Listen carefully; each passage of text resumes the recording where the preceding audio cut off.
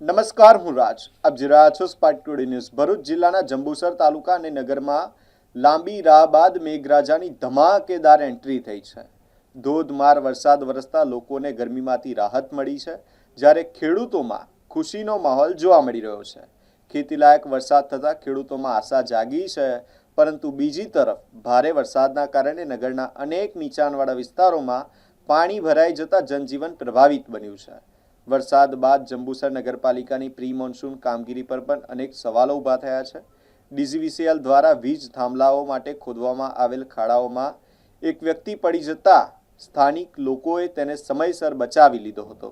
નગરના અનેક વિસ્તારોમાં પાણી ભરાતા બાઇક ચાલકોને ભારે મુશ્કેલીનો સામનો કરવો પડી રહ્યો હતો અને અનેક બાઇકો રસ્તા વચ્ચે જ બંધ પડી ગઈ હતી. જંબુસર એસટી ડેપો વિસ્તારમાં પણ પાણી ભરાઈ જતા મુસાફરોને હાલાકી વેઠવાનો વારો આવ્યો હતો.